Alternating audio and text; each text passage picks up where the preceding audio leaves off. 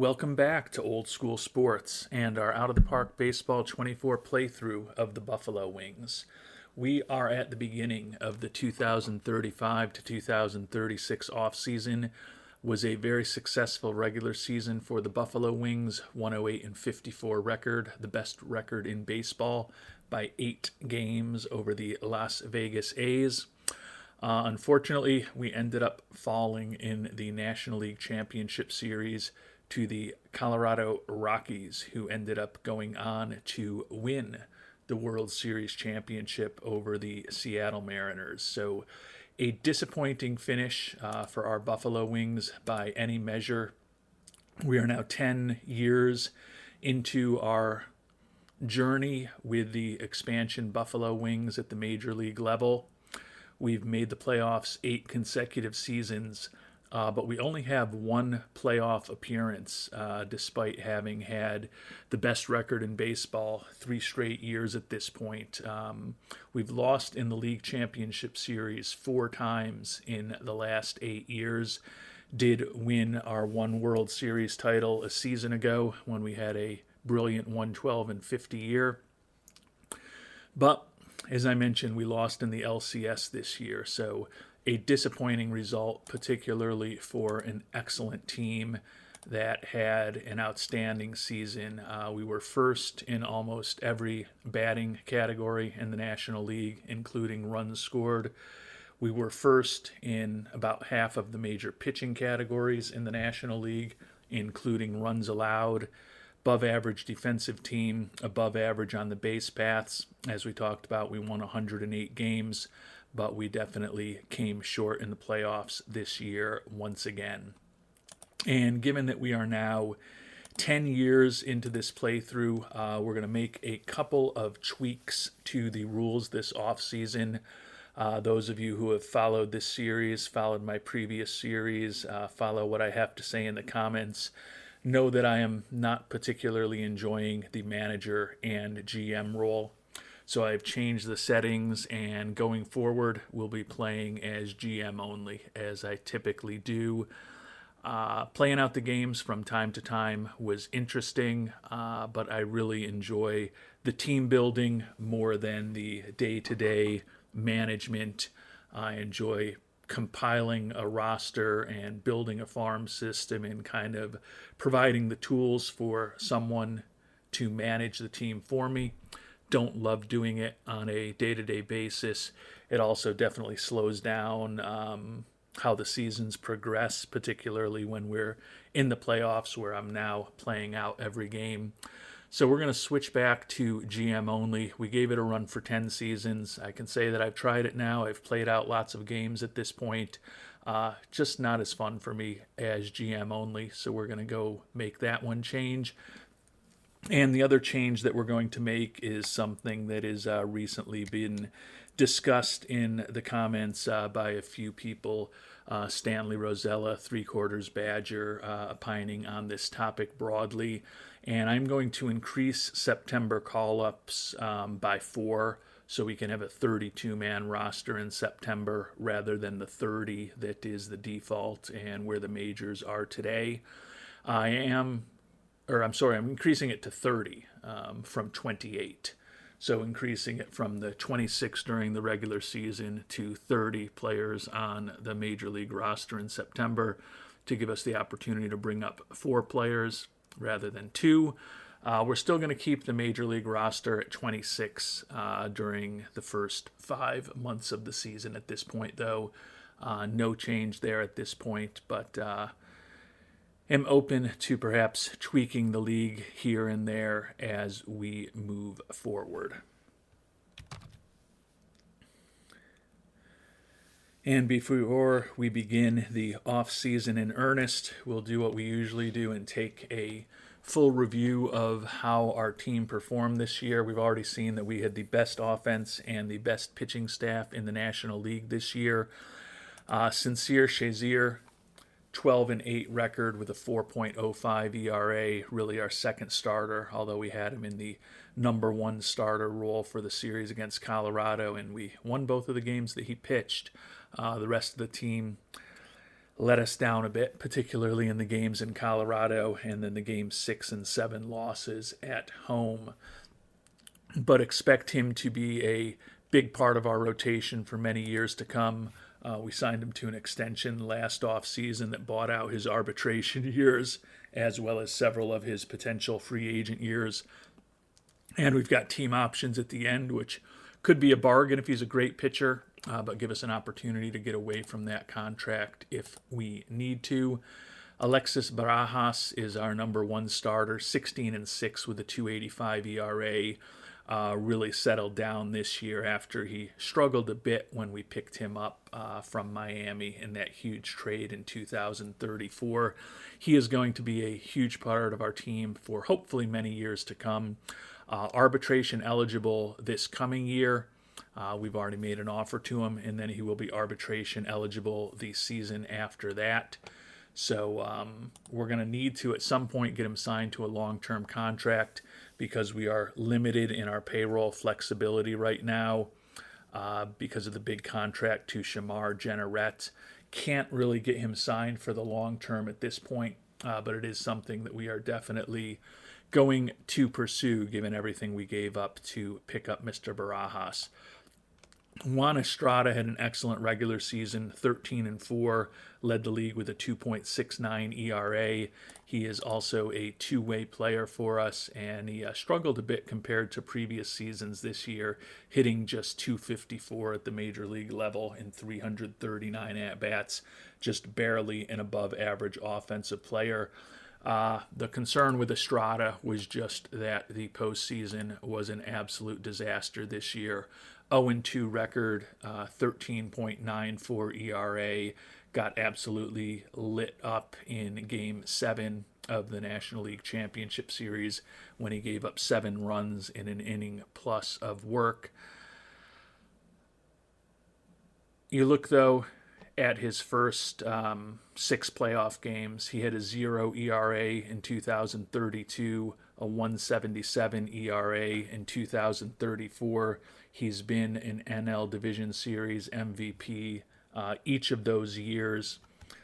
So it's just bad luck.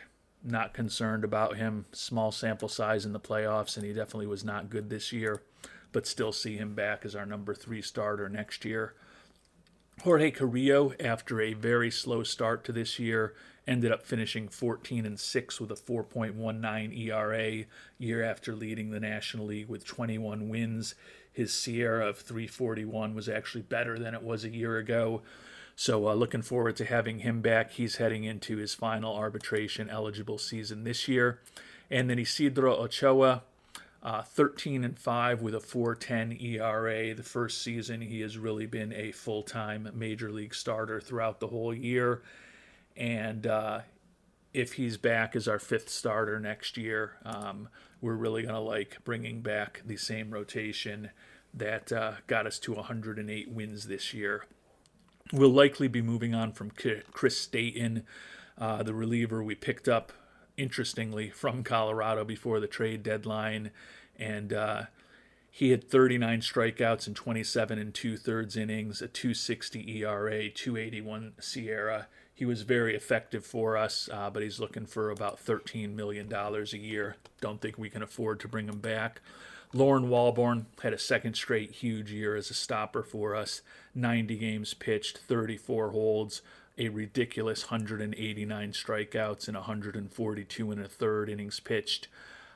He could end up being our closer next year, although he's been so great in this high-volume stopper role that that is a possibility as well. He's headed to arbitration for the first time. Juan Veliz, another lefty out of the pen, 66 strikeouts and 57 2/3 innings, 1.87 ERA. Another very important arm who could close for us if we needed to. Also headed to arbitration once again. His ARB number is getting big, but he's such a good pitcher. Don't mind having him around. And then the third lefty, Matthew Wenzel, out of the pen.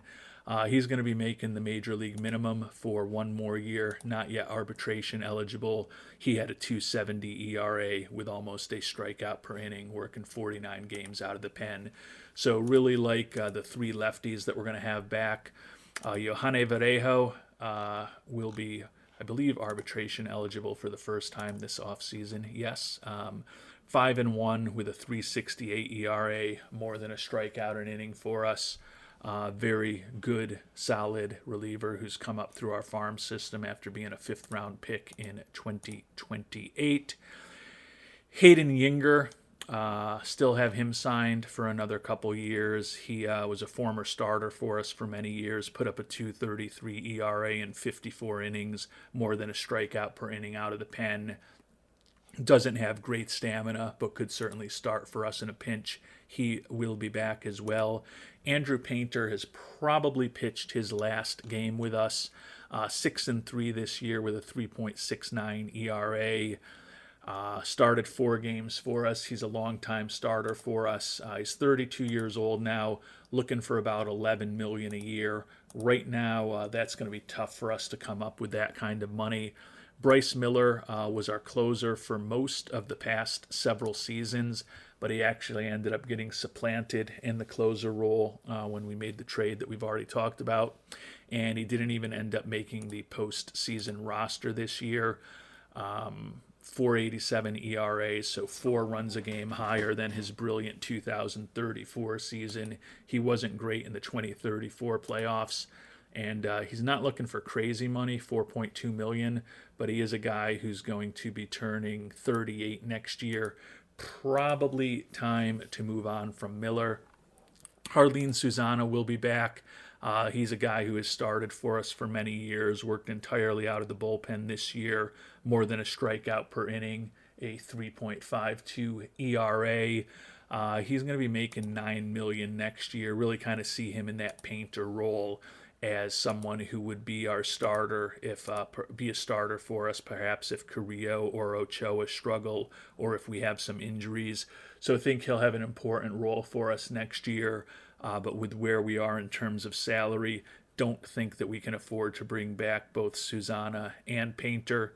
And with Painter looking for more money and not being signed, and also being older than Susana, bringing back Susana for next season is probably the direction we will go.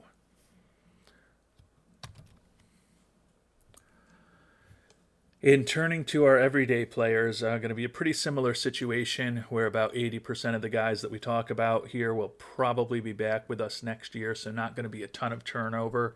But that's good because, as I've talked about, we're also not going to have a ton of financial flexibility this offseason. The catching position I like for us now, Andres Medina, who we originally picked up as an international amateur free agent over a decade ago. Picked him up. Actually, we traded him to Philadelphia in that trade that brought us Andrew Painter, who we may now finally be moving on from. Picked him back up a few years ago in a trade with the Phillies. And he's settled into the backup role for us these last couple years. Hit 242 this year with 7 homers and 178 at-bats. Given his excellent catcher ability and his great personality, feel like happy to have him back as a catcher backup next year. Arbitration numbers starting to get up there, but want him back next year. Walt Miller we picked up in a trade with the Phillies this past offseason, and he was our starter. Hit 239 with 9 homers and 373 at-bats. So looking at the numbers, we could certainly argue to perhaps make Medina the starter next year. Miller at this point in his career is still making the major league minimum, though. So being able to have both of those guys back for a little over $5 million total likely makes me feel pretty good about our catcher position for 2036. First baseman, we got an embarrassment of riches here. Joe Edwards is kind of a super utility guy for us. Hit just 236, but did hit 27 homers in 390 at-bats. Also walked 80 times, so his on-base percentage was 372, 128 WRC plus. Primarily a first and third baseman for us, but he can also play second, short, and corner outfield if we need him to. Arturo Flores had a monster minor league season a year ago, and honestly, a monster minor league season this year with a 294 average, 45 homers, and 119 ribbies in Albany. Just 45 at bats at the major league level, hit 267 with 3 homers and 9 ribbies. Really don't love his defense and don't love the fact that we really just want to play him against left-handed pitching. But he is potentially so useful against left-handed pitching that at 23 years old and with what he's done in the minors over the last couple years, hard to imagine we'll be able to keep him down on the farm again next season, particularly because he's also a very cost-effective player for us to have on the roster. And then there's Mike Heiner, who can also play first base and corner outfield. Was named a Rookie of the Year and an All-Star each of his first 2 seasons. Had a bit of a down season this year, hit 262. His homers fell to 19, ribbies fell to 76. Just a bit above average in terms of his offensive production. Hopefully we can get a bounce-back year from Heiner next season. Definitely expecting more from him. Marcelo Meyer is one of the guys we'll be likely moving on from. He was a Buffalo Wing for several years. We traded him away to Nashville, and then we traded back to him this past season to kind of fill a part-time role for us playing against right-handed pitching. And he actually was pretty effective. Hit 262 with 25 doubles and 12 homers and 389 at-bats. Had, I believe, one stint only on the IL, not a long stint, and it was early in the year. 115 WRC plus and a WAR of almost 3. Still a very good defensive player, but he's wrecked physically. He'll be 33 before next season starts, and he's looking for $19 million a year. So we will be moving on from Meyer again this offseason. Deshaun Seifu was the NL MVP runner-up a year ago, and he arguably had a better season this year when he won his first batting title, led the league in steals for an 8th consecutive season. Kind of played both second and third base for us this year. With Meyer gone, it's possible he'll move back into more of a regular second base role. That's kind of where we played Meyer most of the time this year because of his better defense. Seifu is going to be an interesting decision. He is headed into the last year of his contract, making $18 million. He's looking for about $25+ million a year up until he's almost 40 years old to sign an extension.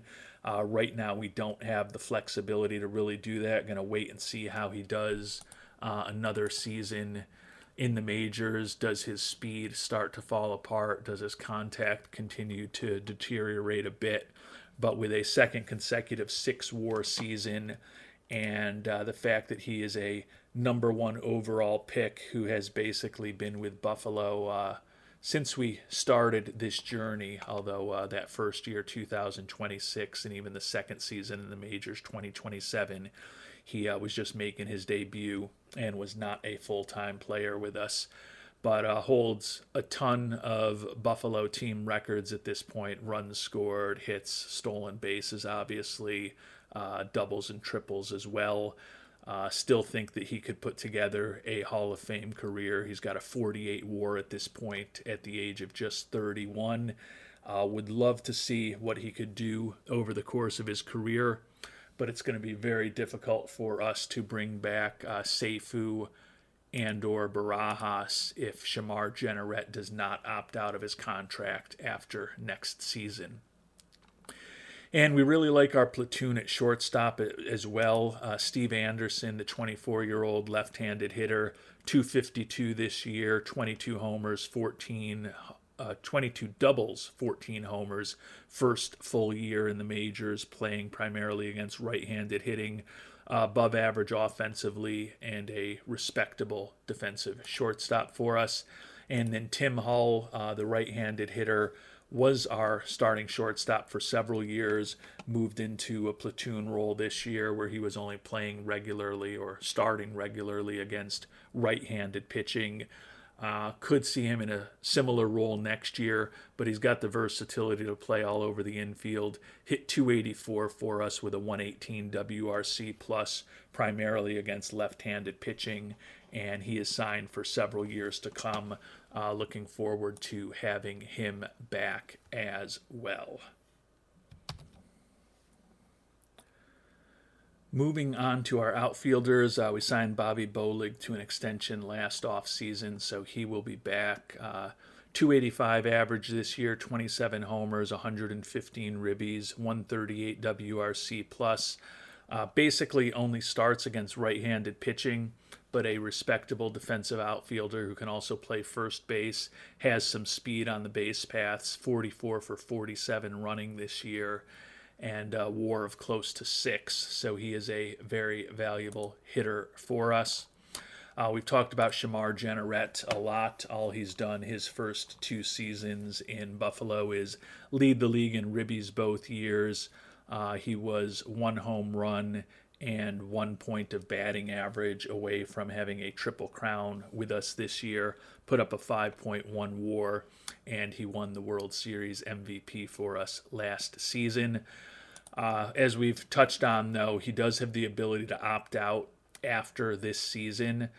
With the way he's been playing, even though he's set to make an average of $38.5 million a year over the last 4 years of this deal, it's not inconceivable if he has another monster year that he would opt out. And as I've talked about, if he does opt out, that will make it much easier for us to potentially bring back Barajas and or Deshaun Seifu.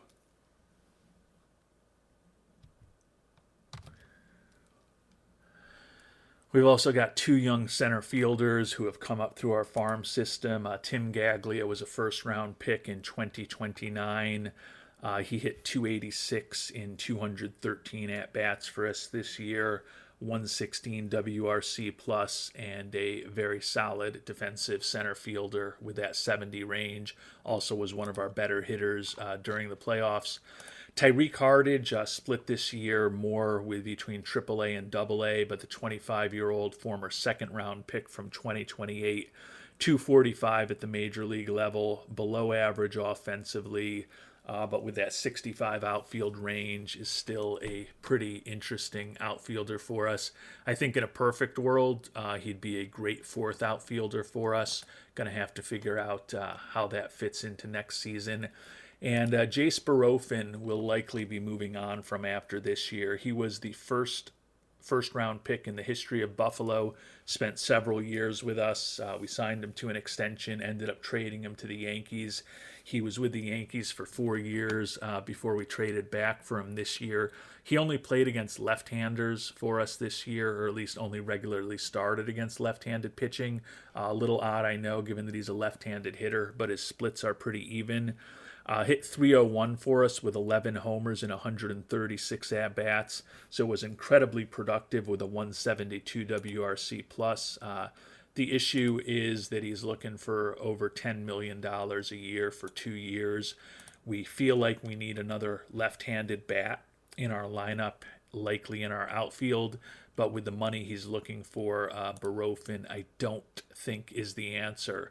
And the guy who may or may not be the answer is James Wood, who is the one team option decision that we need to think about. Wood was very disappointing for us this year, hit just 206 with a sickly 144 strikeouts in 349 at-bats. The positive things you can say about him, even at the age of 33, hit 15 homers in those 349 at-bats, and was 19 out of 20 running.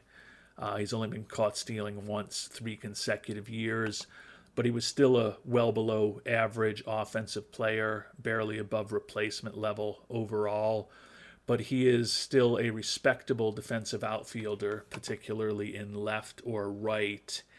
And when I look at his ratings and what he should be against right-handed pitching, given the fact that we need a left-handed bat, or I feel like we need another left-handed bat in the lineup, I was initially saying there was no way Woods would be back.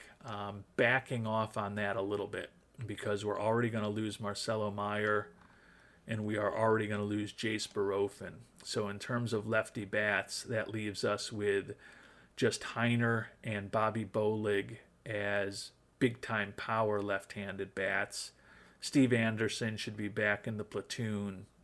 And then other than that, it's just the two-way player, Juan Estrada, who does not have any power. So I feel like we still need a left-handed bat, likely in the outfield.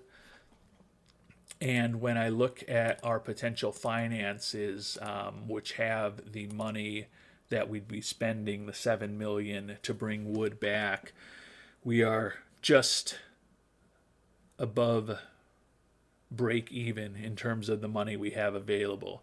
Now, granted, that's cutting scouting and player development back a bit from where they were last season, but still at pretty healthy levels.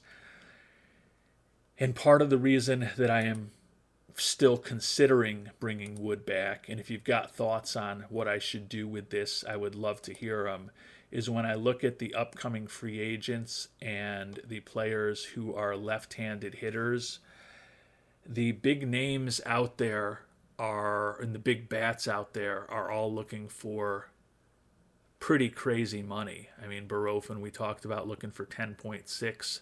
Meyer, who's wrecked physically, looking for 13.6. And Wood is probably a better offensive player than Meyer at this point, at least looking at the ratings. You know, we could go back to a guy like Samuel Basallo, but that doesn't work out well. At least Wood is a competent defensive player. Lawrence Butler is another guy who doesn't look like he's looking for crazy money. The issue with him is he's another guy who's not particularly good defensively. He's also 35 years old. And then we could start getting into guys like Tristan Casas or Ryan Clifford. Casas is going to cost us almost as much as we're spending on Wood. Ryan Clifford, not the best in the clubhouse, fragile, and he's also not nearly as good defensively, particularly in his range, as Wood is. So I feel like it's a bit crazy to consider bringing back Wood after he didn't even make our playoff roster. But as I talked about, when I look at the potential left-handed hitters who are going to be free agents, I'm not impressed with the class. And when I look at the fact that we'll be moving on from Barofin, that opens up the roster spot that Wood lost. And we're also going to be moving on from the left-handed hitting Meyer. So the need to have another left-handed bat, to me, is probably the most critical need we have this offseason. And I'm hoping or thinking that Wood may be someone to consider for that. And I'm sure that some of you think I'm crazy. Like I said, let me know your thoughts on this. I did a quick rationale why the big left-handed bats are all way too expensive for us, and the lesser left-handed bats are arguably not as good as Wood offensively, and in most cases certainly worse than Wood defensively. So there's part of me that is tempted to try to bring him back, and we're obviously going to need to decide on that option that we have in relatively short order before we move on. As I mentioned, we have moved to GM only mode, so that means we needed to hire a manager. We've moved Alan Bowles from bench coach to our manager role, so he will take that over, and you can see we've got a fair amount of openings. We've made offers to bench coach and first base coach, and then we've also got hitting coaches and managers that we are looking for across our minor league system at this point. So we've made offers to players, to coaches to fill those roles. Hopefully we'll get those filled shortly. Salary arbitration this year should be relatively straightforward. Got 5 pitchers eligible: Barajas, Carrillo from the rotation, Varejo, Veliz, and Walborn in the bullpen. We want all of them back, and we're going to make an offer to bring the excellent defensive catcher Andres Medina back as well next year. Probably going to be making around $4.5 million.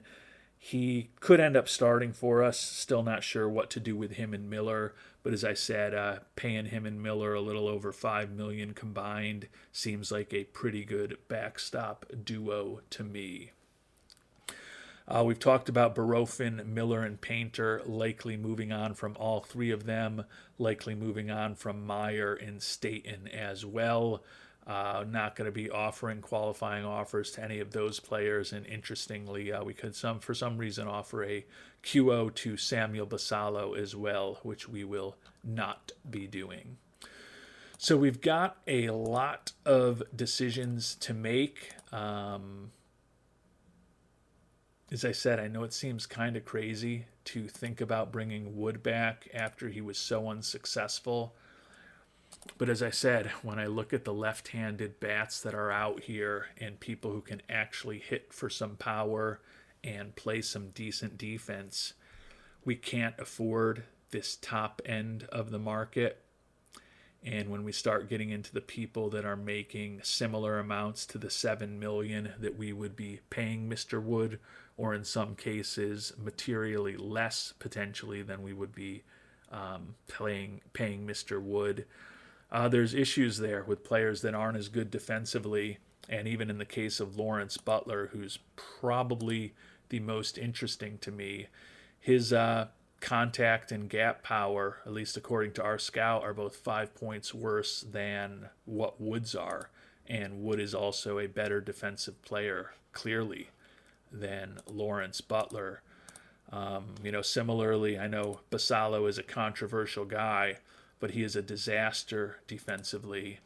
And again, his contact and gap power are not where Wood's are, has the same home run power, but Wood is clearly a better defensive player than both of those guys, and better offensively, at least looking at the ratings as well. Ryan Clifford is fragile. He's worse defensively, and another guy who, at least according to our scout, 5 points worse than Wood in his contact, his gap power, and his home run power. So, Tristan Casas is a guy we thought about a year ago. He is brutal defensively at this point, and he can't even play a corner outfield spot for us. And similarly, he's not as good in contact, gap power, or home run power, at least according to our scout, as Mr. Wood is at this point. So I know it's kind of crazy, but with the average contact and gap power, still good home run power, still a good eye, we know he's going to strike out a ton, but he is at least competent defensively, particularly in the corner outfield spots, and he is still a very proficient base runner. Given that we're losing 2 left-handed bats already in Meyer and Barofin, I'm starting to think that keeping James Wood around for $7 million next year might make some sense. Haven't made a decision yet, but at the end of our last episode, in my mind, there was about a 10% chance that I would keep James Wood. Now I've talked myself into about a 90% chance that I would keep James Wood. Don't have to make that decision right away, because we're still going to do our next episode where we review our farm system and talk about some other prospects who could be helping our team next year and in the coming seasons, as we try to plan out what this roster should look like next year and into the future. So we've got a whole nother episode before we move ahead in the sim. But once we do that, we're going to need to make a decision on Wood. So if you've got thoughts on what you would do, how crazy I am, how crazy I'm not, always interested in hearing your perspectives, even if they don't necessarily make me change what I'm going to do. And we will take a look at our farm system and some of the top prospects on some other teams in our next episode. Until then, thanks so much for watching and hope you have a great day.